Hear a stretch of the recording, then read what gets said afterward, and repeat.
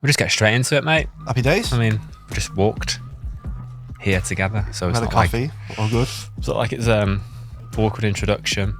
But yeah, as I always say, formally, welcome to Liverpool. Although you're not from that far away, which we'll get into. Welcome to the studio. Welcome to Appreciate the pod, it. A lovely place. The official ripping your biography off LinkedIn.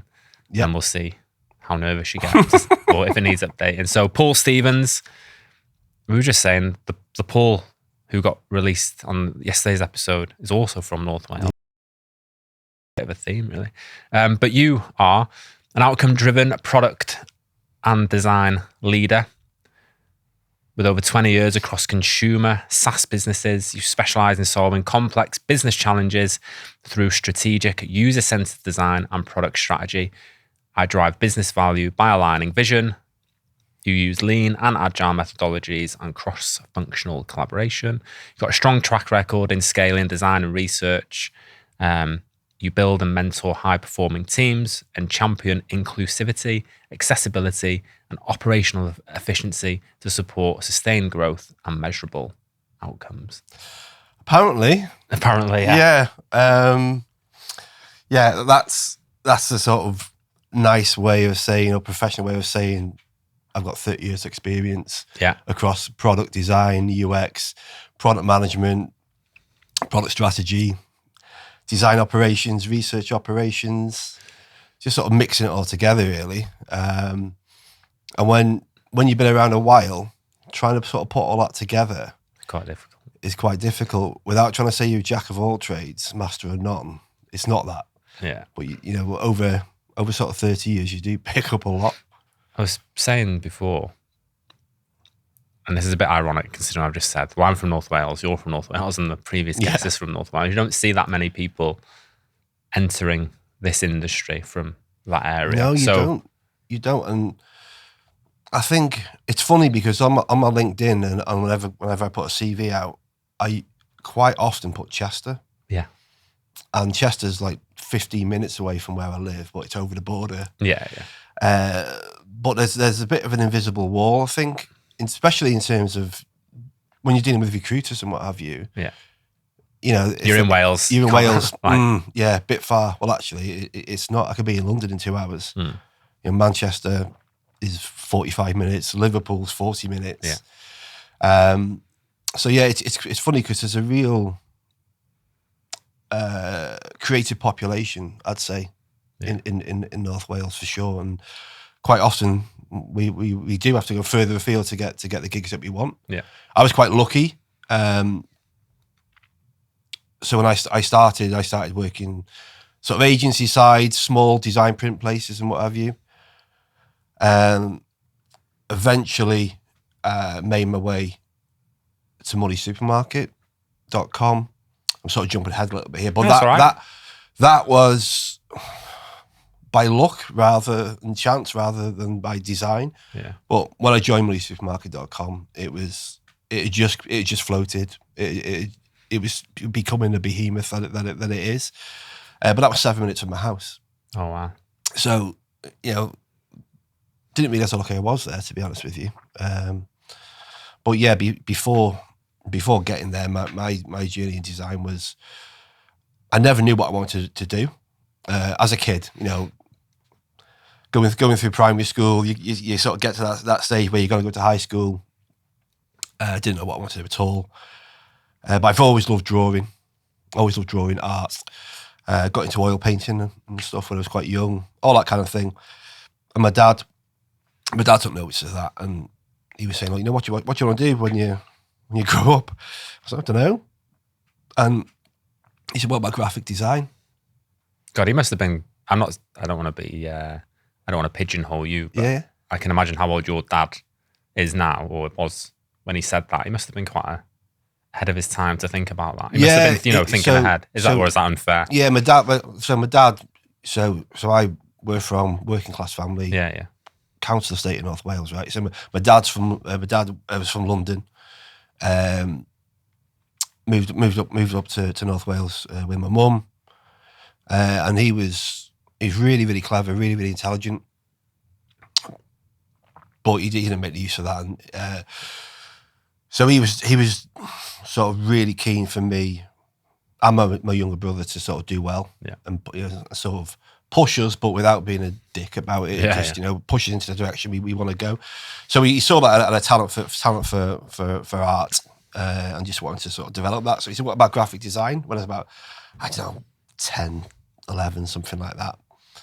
And I was like, "That sounds amazing, graphic design." Yeah. Oh wow, didn't know what it was. So went to high school. Still loved the graphical side of sort of imagery, if you like. So got into skateboarding. I obviously can't skateboard now, but got into it then. The graphics within that world was just so bold and vibrant, and I loved it all. But yeah, so through high school, it's like, what do you want to do when you leave school? Graphic designer. Some of my mates were like, "That sounds cool." Yeah. I think, yeah, we'll do that. Still didn't know what it was. Anyway, went through school. Didn't do great at school. Couldn't really focus on, not so much in class. I wasn't too fidgety in class, but it was just going down to exams and what have you. It was just found it difficult. But went to art college in Wrexham. And it's really funny now. You say, 5 years ago, you say to people, "Oh, Wrexham," they'd be like, "Where's that?" Now I'm speaking to people in America, and they go, "Oh, Wrexham, the football Yeah, team." I know. It's nuts. It does my head in a bit, because every time I go, "Who do you support?" Because that always comes up, Wrexham. But before it all went mad, I was there in 2008 when Hector Sam was up front and Chris Llewellyn. Like, you have to sort of caveat it. So, like, one of my first gigs, my first jobs was at a little design and print place in Wrexham. Okay, yeah. And we used to do the printed material for Wrexham Football Club. Oh, mate, we're going this. Stop the podcast. This needs to turn into a different. But go on. And it was really funny then, because he had no money, no money to spend on anything, and we used to do all the programs and all that kind of stuff for them. But yeah, so graphic design and advertising I went into in college. Yeah, loved the advertising sort of side of things, and what I mean by that is like Wrexham Madmen. Yeah, maybe. It's funny, The cans of Wrexham Lager. Going back to that, like, it makes me laugh, because you've got places like the Turf are a tourist destination now. Coaches are going. When I was in college, if a tourist bus turned up and went into the Turf, they wouldn't be getting a good reception. No. It was a very different place, but it was great. I love Wrexham. I've got family from Wrexham, and I've got some good friends still there. So yeah, it's ace. Sorry, I railroaded us then. Sorry, yes. So we went into advertising. Oh, it's cool. So yeah, graphic design and advertising, and what I really loved about the advertising side of it was the influence you can have with design and messaging, particularly messaging. I really enjoyed that, and so went through college, come out with the HND. But I started work. I was very lucky, so I started work probably a year before I left, and my lecturer in the head of year were fantastic. I said, "Look, I've got a job in a little studio in Chester," and they were like, "Look, you're going to learn more there than you're going to learn here. So come in, if you can come in once a week, that's great. But you go there and crack on." So started in, like I say, small little agencies and print design places. Over the years, sort of moved around a little bit, got to that place in Wrexham. And then I started freelancing a little bit. This was pre-web, really. Well, definitely pre-web. Mm-hmm. So it sort of, again, creative and print work. And I sort of made my way into financial services by accident. So I got a really long gig at Bank of Scotland, and they were in Chester, and that was designing direct mail and financial advertising in magazines and point of sale and all that kind of stuff, but primarily direct mail. Good stint there, and that eventually landed me to another financial company called the Funding Corporation. And they supplied affinity finance to the likes of Asda for home loans, the AA home loans, all that kind of stuff. But to most people, it's junk mail. Right? You're designing stuff that's going through a letterbox, and you're hoping that someone's going to pick it up and apply for a loan, or apply for a car loan or a credit card, whatever it is. Unless it's brown, mate, it goes in the bin. Exactly. Well, Now, yeah. So what I loved about that was, so this is where, so A/B testing, you hear a lot now. A/B testing's been around for years, like years and years and years and years. What was it called when you were entering it? So A/B testing and more multivariate testing. Multivariant testing. Yeah. Maybe we should recycle that. Honestly, I'm going to badge it up and put it in a book. Yeah, that's what I mean. Rebrand A/B testing. And so where we got to was we wanted people, when they get their post in the morning, to find something on the doormat that they're going to go, oh, and they're going to open it. Then they're going to pull the thing out and they're going to look at it, and they're either going to put it in a bin or they're going to take some kind of action. Yeah. So you had sort of two target points, if you like, in there. You had, what's this? I need to. What is it? Curiosity, and then they need to open it, and then it's okay. That's actually quite good for me. I'm going to throw it away. So where the A/B testing piece came in was, we would literally send a brown envelope with your typical letter leaflets in, and then we would also send, not to the same people, but you split it by demographic and segmentation and all that kind of stuff, but something wildly different. So I remember one of the first things I did in a Bank of Scotland when I joined, they were rolling out mail packs, and so mail packs are what we call direct mail envelopes and letters and what have you. And we were doing A/B testing there, but because the people in the studio there had been there for so long, their sort of creative sort of angle or eye was a little bit pigeonholed. They were great designers, but a little bit pigeonholed. Well, we do these envelopes and this is what we do. We change the colour of the envelope. Now that goes towards multivariate testing. So there's a variant there, but it's basically the same thing. Yeah.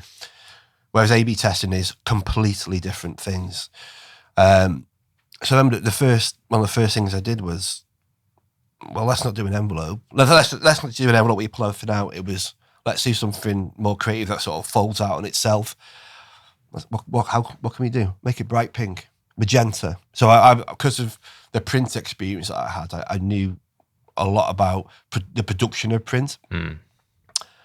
So single colour, cheaper to print, bright pink. And so it's a big long thing, like we called it a big pink thing. Big long thing, went through letterbox, bang. Ultimately had a huge conversion uplift, like crazy compared to what they were rolling out before, because it was so different. And this was in the Bank of Scotland, many, like say 20 odd years ago probably.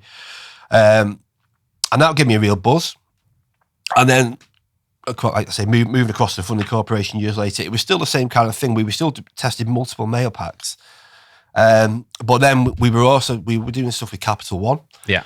And they were really high in it, really. So their multivariant testing was, we're going to have the copy on a letter and we're going to change a couple of words. Yeah. So literally, from glancing at it, it wouldn't look any different, but the tone of the wording would be a bit different, and they'd measure that. And you were talking about, unless there's a brown envelope, I'm not opening it. So we were doing stuff there, we had a compliance team, a legal team, and we worked closely with them. But we were doing stuff a little bit on the edge. So we would put a brown envelope together, and it would have what looked like a check in it poking through the window. Yeah. And that had ridiculous conversion uplift, because people go, oh, what's that? And they'd open it, and then, we'd be targeting for what we're trying to sell them anyway. So that had a really, really, really high uptake. And then we were doing things like for car finance and what have you, would have a bit of an MOT certificate poking through, or a tax disc. Tax disc was a big one. But then we got in trouble with the compliance side, because it's not quite. Yeah. It's a little bit deceptive. So, but that kind of thing really sort of embedded my interest in the psychology around influencing people. My experience in the financial services, that's what led me to join MoneySupermarket. And that was where I got my UX education, literally I joined there as a good designer. Didn't know what UX really was. So just for people who are listening, watching. So when you say you joined MoneySupermarket as a designer, back then, what did that mean? And that was a UX designer on the website. On the website, sorry, yes. So MoneySupermarket, they'd been going for a good few years, and what I love about is the story of businesses. Yeah. So MoneySupermarket started off as, I believe it was a newsletter that was sent in a post by a guy called Simon Nixon, who founded MoneySupermarket, and that grew organically to a fax, to an email, to discs that they would send, and that would go out to mortgage brokers. So it was a mortgage brokerage company originally, and he would be sending the best rates to mortgage brokers to pick up, and that eventually turned into an intranet for mortgage brokers, and then it eventually grew into a consumer-facing application. But again, at that time, you'd apply for car insurance, and it wasn't instant. You wouldn't get your quotes instantly. You'd get an email to you the next day and whatever. Or ring someone. But I joined there as I was the second hire into the creative team, it was called. And that was purely focused on designing. The website was already there, but designing for the website and building on that. That team grew really, really quickly. And we brought in one of my good friends, Ria. She came in as a UX. I'm going to get a job title completely wrong. UX researcher, UX tester, manager. And basically, she introduced me to UX testing. And I remember, like, the thought of speaking to people who were basically critiquing what you've done filled me with complete dread. I was like, why the hell would I want to do that, you know? So I saw what Ray was doing in terms of setting up user testing sessions, and we do that. That was done either in a lab with the one-way mirror and the cameras and what have you, or we would do it. We'd literally hire a hotel conference room and bring individuals in one at a time. I wish more people would still more organisation. You don't see that much of that now. Oh my! So I'll go for a tangent now, but it's crazy. It's almost criminal to me that any business that has a website or software that aren't testing with their users like regularly, it's quickly. So they're obviously hindered by how quickly they can develop and engineer the products, but. It's almost free. In terms of the spend that you need to set up a UX testing session, you pay individuals to come in to test with. We started paying 50 quid, for an hour, and I think I pushed it up later to be sort of 100 or 120 quid to make sure we get people in who we wanted. But you could hire a really nice marketing. Research suite, or you could do it as ad hocly as you want. You could use the office in if you needed to. So why don't they? What in your experience? Why is that dropped off a cliff? I think people are too busy mopping the floor to turn the taps off. They're too busy. Oh, that's a Calvin. That's a clip. That'll be. Oh. They're too just busy. Giving me tingles, mate. They're too busy running a business and doing what they do to stop and just, who are we designing for? Does what we currently have work for them? Yeah. And do we need to pivot or do we need to change? And a lot of the times when you run a UX testing session, it's just gold. I've never ran one that we haven't got some kind of fantastic information out of that's enabled us to improve the product. And like I say, it's really, really, really, really, really cheap to do, but people don't do it because one, it's a little bit intimidating for people who aren't UX researchers or aren't in that design space or product space to want to sit with somebody and go, right, okay, show me how you'd apply for car finance, or show me how you book a holiday or whatever, and running that session, because a lot of it is you don't speak, because you don't guide them. It's literally, okay, can you show me what you think aloud and show me the process you go through to do whatever task it is that you want to do, and you get their opinion on things, which is nice. But what people say and what people do are completely different things. Yeah. So what we really, really look at is task completion. So yeah, you might like the look of something, and people always want to sort of please you, and they don't want to offend you with what they're talking about. So it's really important that you sort of set that up and say, look, we want to know what's wrong with it. Yeah. We want to know if we've got an ugly baby. That's where we are. And you get that insight, you take that insight back to the business. And when I say take it back to the business, it sounds really meh, but you take that insight back to the business. And what I mean by that is the product teams and the engineering teams and the product owners would be able to see that and then create a plan to act on that research. Yeah. And a lot of the time, it would be simple stuff. I'm talking wording changes and a little bit of styling changes versus you don't have to rip it up and start again. But like I say, I was at MoneySupermarket for 7 or 8 years, and I got heavily into that. I loved that, and we ran that across sort of every vertical across the business and what have you. But again, at MoneySupermarket, at probably 12 months in, they went through that big Agile transformation, and they brought ThoughtWorks in. And when I say Agile transformation, they doubled the size of the engineering team. So, off the record. Yep. You've just mentioned the company. Oh, sorry. No, but I don't care. I'm not bothered. Oh, but did they do a good job? Yes. All right, fine. Yeah. That's all right. Cool. Keep rolling.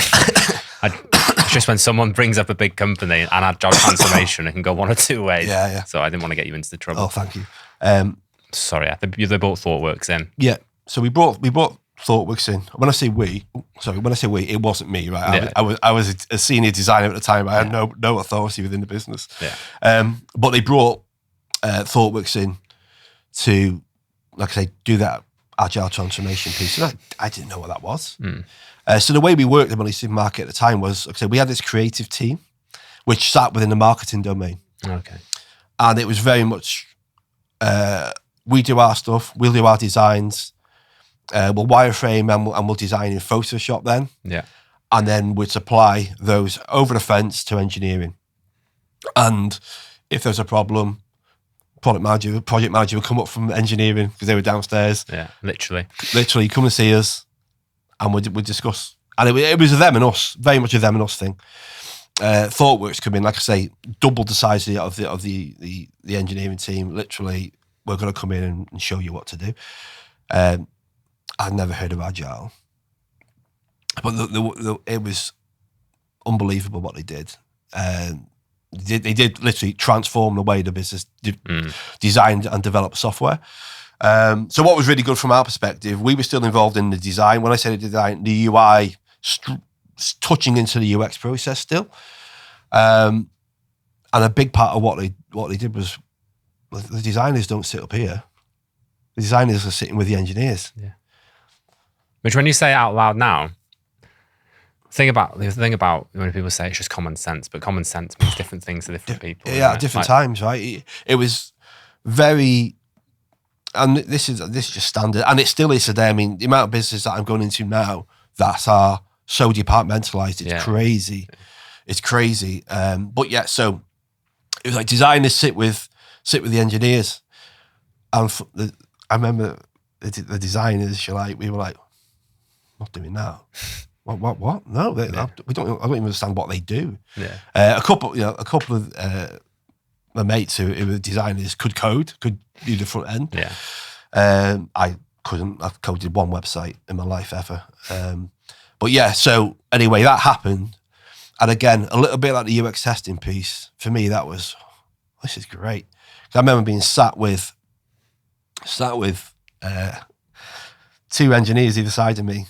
Down with engineering, going through the morning stand-ups, and they'd obviously talk about what problems they're having. How can we do this? We're waiting for this, and I would talk about what I'm working on, and it was just much more collaborative. And it's just like, oh, okay, and then you develop those relationships with those people, and it just becomes a team. And then instantly you want to help your team, and you end up developing it and building it together, and compromising and being pragmatic on things. So it's like, well, we can't do that yet. How else can we address that? Yeah. Rather than, if a designer wasn't sat down there, engineering would go and do it themselves and just do a fix themselves because they thought it was best. And then the designer would see it 6 months later and go, what's that? Yeah. So that was fantastic. And so they concentrated on the car insurance vertical first because that's the biggest player at MoneySupermarket. And it was hugely successful. And part of that journey, for me, was they had I'm going to say customer experience director, a guy called Mark McNeil. He was part of ThoughtWorks, and he was sort of leading the charge on it all. And he had a real effect. He was a real positive effect on me. He came in and he's like this hyperactive guy, bouncing around. And he was leading, so when I say the stand-up, he was leading the sessions where they'd present back to the business what they were doing, but they do it on a daily basis. And he'd be stood up there and he'd be saying, this is what we did yesterday. Bang, bang, bang, bang, bang. And he'd be like, demo, oh, it's broken. Doesn't matter. Bang, bang, bang, bang. And he'd be like, right, finish, next, move on. And it was that kind of speed that no one had ever worked in. Oh, I certainly hadn't worked in before. So, wow, okay. Doesn't matter if it's broken. Doesn't matter if it's not quite right. We're making progress and we're moving on. And he sort of led that side of the project. And he's wrote a book actually. He was probably one of the first people to write a book around sort of agile experience, and his book's called Agile Experience Design, and I've still got it and I still use it. And it should be more famous than it is, right? It really should be, but I just don't think he didn't really want to push it too much.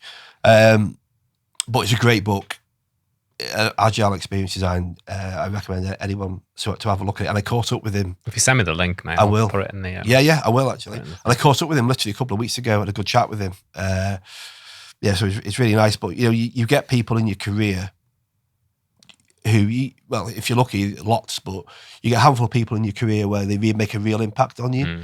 And he was one of them. So moving on from MoneySupermarket, Mark McNeil, they ThoughtWorks left with the success and what have you. And then, I don't know, a few years later, like I said, I was there for 7 or 8 years. I followed Mark on Twitter. Mark was at Auto Trader. So the CEO of ThoughtWorks went to CEO of Auto Trader, brought Mark with him.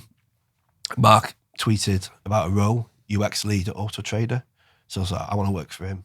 So, basically applied via Twitter for the role. Went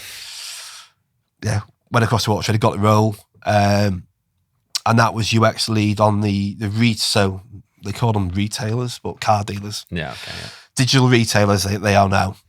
So that was running, so designing on the software side.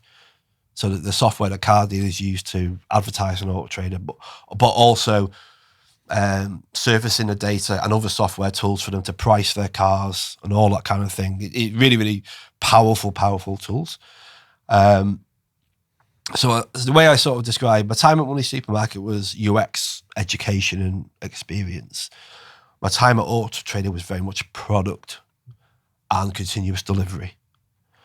And Auto Trader, the way that they work, I presume they still do. Yeah, continuous delivery, cross-functional teams that sort of independent. They can sort of work independent of other restrictions. They're not really relying on that many other teams to help them. So it's really sort of organic, and you can move at pace. Again, lots of research there. So when I say UX testing, we were going to more ethnographic study side of things. Yeah. So we would go into a car dealership, and that might be your large car dealerships, your BMWs on the side of the road, huge things. Or it might be the guy who's got 10 cars on his drive, kind of, and everything in between. Yeah. And it'd be like, how do you run your day? What are you doing? And then when you realize how your product and software sits within their day, it's like, oh, okay, so really you don't really care about that software or that product as much as we do. It's just a tool for you. It's like a hammer. It's a tool that you need to use to deliver value to your business. Okay, we understand where that fits in. So how can we make those tools more efficient for you to make your day better? Yeah. So really, you don't want to even be thinking about the software or the tools. You want them to be able to run their business and just think it's great that they've got this stuff that sort of works for them. Yeah. And that's it. But yeah, loads of ethnographic work there. And we developed a tool there, which was it was new to market. It was a new pricing tool. And that was, so to understand how car dealers actually priced cars and how their brains worked, I spent lots of time with car dealers and also going to the car auctions with them to see how they source their stock. And that kind of process is, you go, so you've got an auction catalogue, which is a printed piece of paper, you've got a pen, and you've got in your head, how much you want to pay for a car based on experience and all this kind of stuff. And then, so do you use our software for that? No. So listening to you, there's definitely a theme. And again, want people to take away some actionable things as well. There's definitely been a theme of, as simple as it sounds, getting in with your customers and seeing how Honestly, they operate. It's not hard. Is that like the artery, if you like, along everything to do from UX, and you think that's like the vital thing? It's 100%. If you're not speaking to your customers, and so within sort of SaaS businesses and enterprise software, they talk about customers, and obviously that's incredibly important because you pay the bills. You sell to customers, but they're very rarely the end user. Yeah. So software's a funny one because good salespeople sell outcomes. So they'll go into a business and they'll sell the outcome of the software. Yeah. So this will allow you to sell X, Y, Z faster and make more money. Yeah. And it will improve your processes because you can do this, and this. So a business buys that, rolls it in. It's a little bit like at place I was. We moved from Slack to Teams, and everyone hated it. Right? It's a little bit like that. So you sell. So that's a cost play, but you sell the software into customers. The customers make their employees use the thing, and then it's sort of sink or swim. But usually they're so those customers are contracted into that software for the kind of software I've worked on. It's years. It's a heavy rollout into a business. It's not, you can't just pull it out of a business. It's sort of like you say, runs through the business. So quite simply, you need to get customer feedback and sell to your customers and speak to your customers to get those overarching outcomes that they want to achieve. But you also need to go and sit right next to the people who are using that software, particularly, anytime, literally, whether it's a new release or whether it's the software's been around for 10 years, because you will always get pieces of gold where you can choose whether you. So from a software perspective, it's a very different play because consumer wise, everything's measured and everything's financial, really, really quite granular, quite quickly. MoneySupermarket, car finance 24/7. You make a change on a website, you'll know about it because you'll have someone come to shout at you that something's gone up or something, conversion's gone up or down, and it's instant. Software is very, very different. And you mentioned to me before about how can product managers sort of demonstrate success. Oh yeah, how can product managers evidence their work? How can product managers evidence the work? Well, if you're not using data to inform what you're doing and to measure your output, whether something's gone up or down, then you're not a product manager, you're a delivery lead. And there's nothing wrong with being a delivery lead, but you're not a product manager unless you're measuring the success or failure of what you've done. And failure is fine, but you've got those measurements to understand whether something's been successful or not. Like I say, from a consumer perspective, it's really quite easy. And give you an example. So from Auto Trader, I moved to Car Finance 247, and they, presumably still are, they were the largest car finance online provider or broker in the UK. So I joined there. If you basically take MoneySupermarket and Auto Trader, put them together, you sort of get Car Finance 247, and that was great. Again, really, really enjoyable time. Great people, and I joined there as head of design and UX. I very quickly became product manager for the website side of things. Sorry, just jumping back to Auto Trader as well. We brought a couple. They're not a company anymore, but we brought Neo in. Now Neo was Jeff Gothelf, Josh Sniden, and Gift Constable. So we brought those guys in for a week, and they brought in the whole lean UX thing. So they were really, really pushing. They call it going to the Gemba. They really pushed going outside to speak to customers and what have you. But yeah, let's jumping forward again to Car Finance 247. That was sort of just coming out of its sort of startup phase, really. And if you could write a book on what you'd like to do when you join a business, this was it for me. Real sort of highlight point. Joined the head of design and UX, and I was sort of welcomed with open arms. And what I mean by that is their CPO, CTO, John Wilson, and the CEO, Reg, they were like, look, we just want you to get hold of our website and make it the best it can be, and heavily conversion focused. So it's like brilliant. So I joined there, built a design team from scratch, front end. So I built the front end team out. I'm not a front end developer at all, but we built that out. Brought in UX copywriter, all that kind of stuff. And the first thing I did when I joined there was run a UX testing session. So their website had been around for sort of 4 years or so. It had been designed by an agency and built. They built it. They had their own engineering team, Car Finance 247. But the website hasn't been really touched for about 4 years.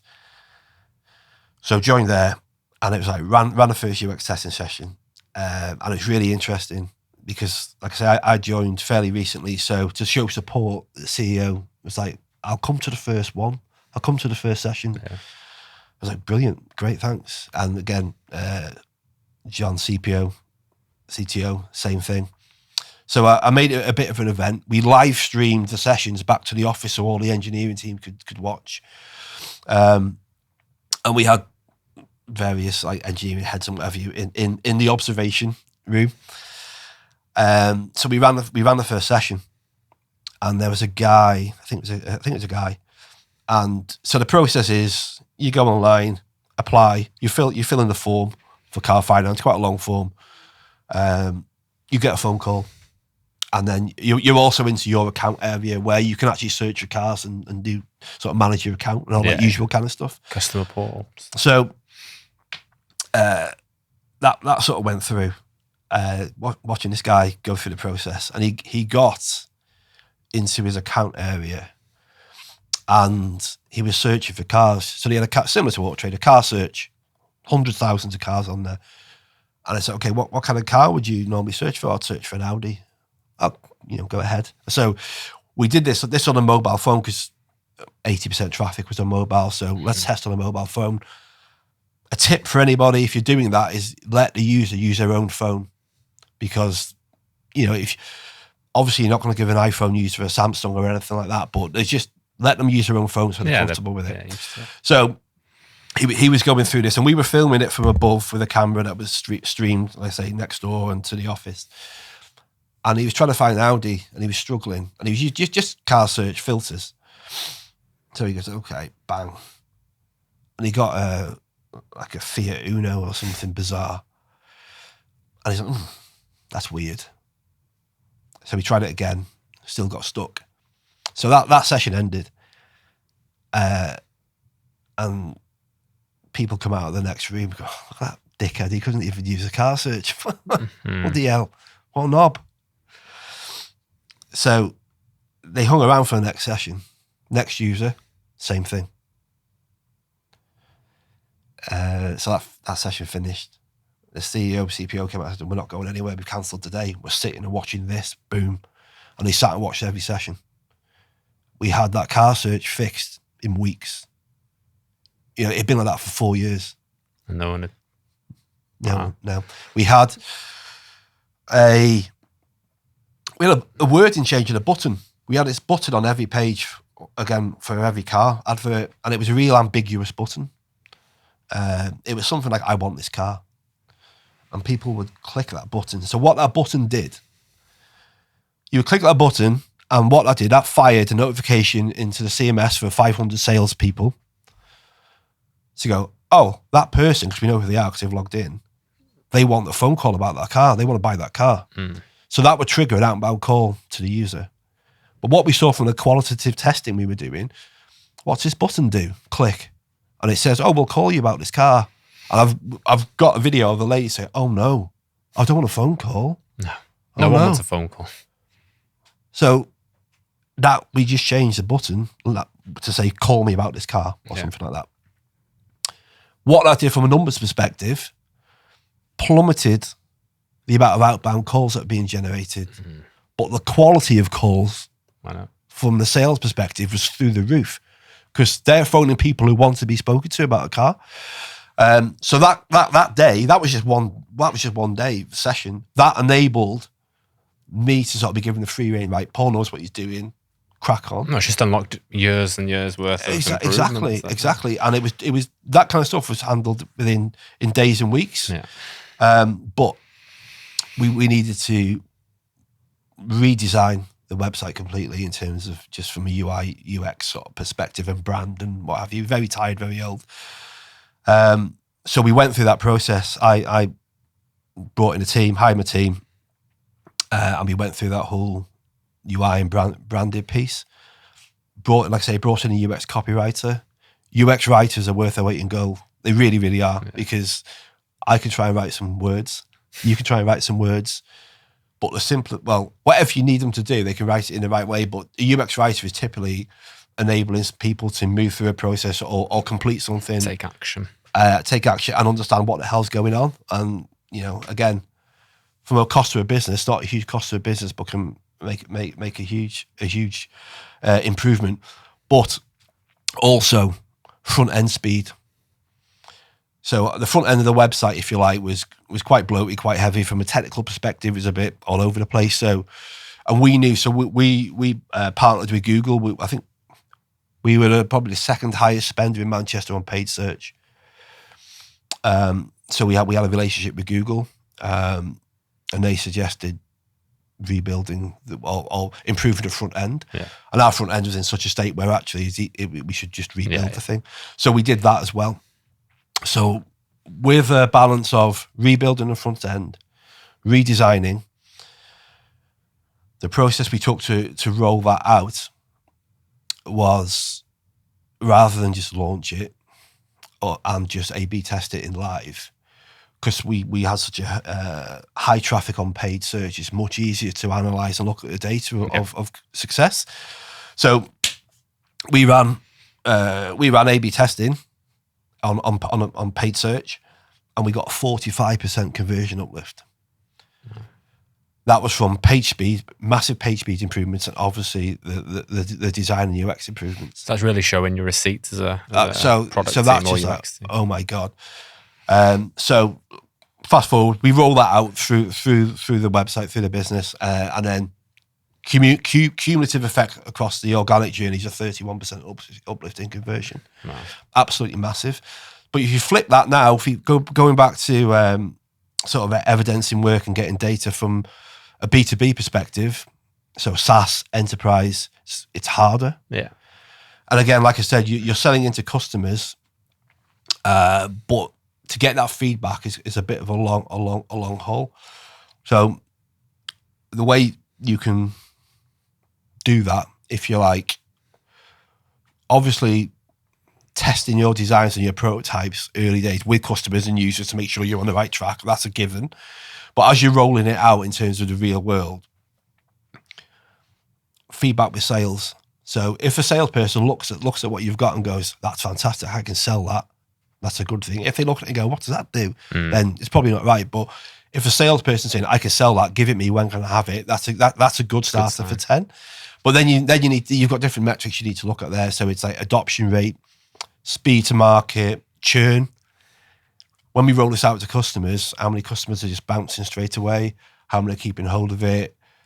And that strategy of how to do that, there's various ways you can do that. But a successful way that I've seen and used are free trials. So give it to people for free. Yeah. Let them use it for free. Tell them it's a free trial and it's going to be paid. Get that adoption, and you've got your beta releases and beta phases. But again, when they're using that free trial, give them a phone call. How's it going? Can I come and see you?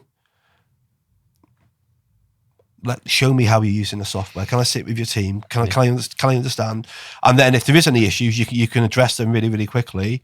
And then, like I say, hopefully your adoption rate will go up and your churn rate will go down. I think people are going to get so much from this, mate. There's a lot of gold, but I want to be respectful of your time. Mate, I'll go on all day. Sorry, that's all right. But I know you've got to stop. So. No, it's good. I mean, we'll just have to do a part 2. So that leads into sort of what you're up to now and what's next, I suppose. Yeah. So now I've been contracting for sort of 6 months, and again, more of the same, really, but just at a different scale. Yeah. So I've been really lucky. So I haven't worked for a bad company. And I work with some amazing people and very few dickheads, which is great. I can probably count on one hand how many dickheads I've worked with over the years, or toxic people. Very, very few. I've been, like I said, fortunate to work with great people, fortunate enough to lead or manage, mentor great teams, great people. But what's really, really interesting is there's a wider world out there than what you see on LinkedIn.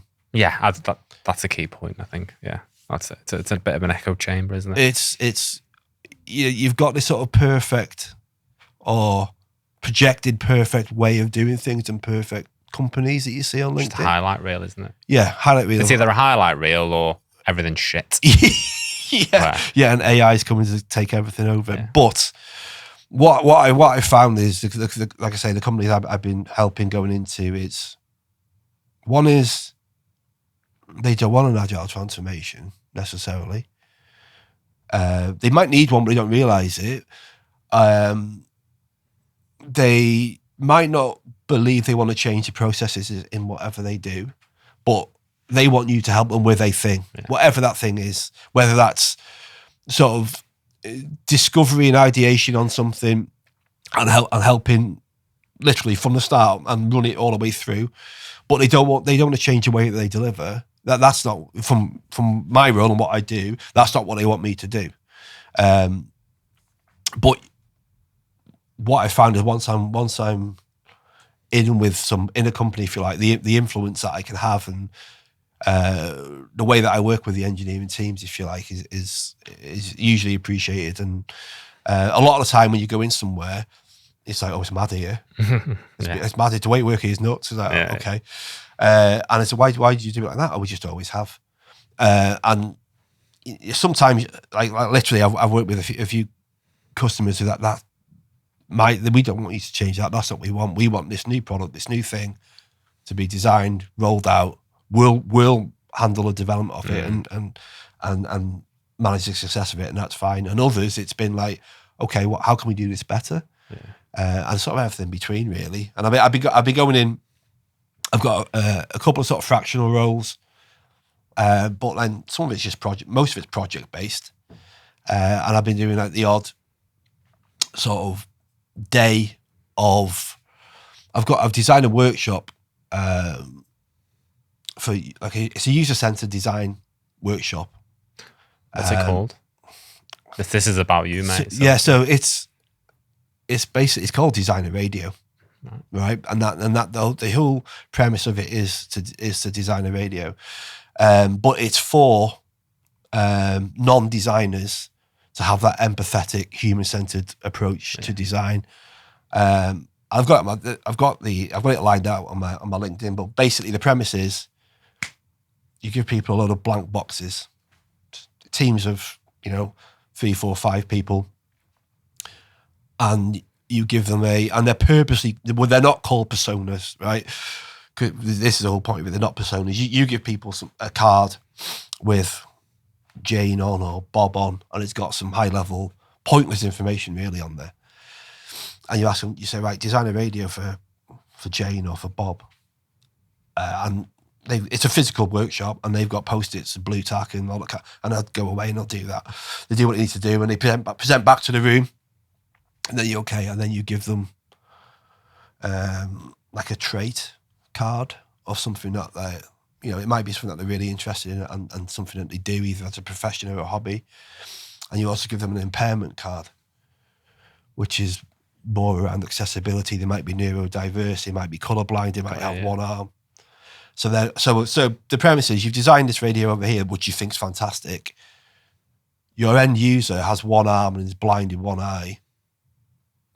Can they use your radio? And then they pivot and approach it again. And then when I run that workshop, when it's an engineering focused team, I actually pull it through into acceptance criteria and user stories. So when you're writing your acceptance criteria, rather than being, the radio needs to be able to turn on, it's as Bob, who is blind in one eye with one arm, the radio needs to be able to be turned on in such a way, blah, blah, blah, blah, blah. And it just gives I designed the workshop because some of the business I was working in or I worked with, you've got engineering teams that are huge, based distributed around the world, from India to Poland to wherever, and they're just picking up stories in Jira. Yeah. So they don't even know what it's for or what it is. So it's just trying to give a little bit more context to help that end user. So you've just given away the workshop. Yeah. So, but people won't pay for knowledge. They will pay for implementation, is what I've found. So where can people reach out?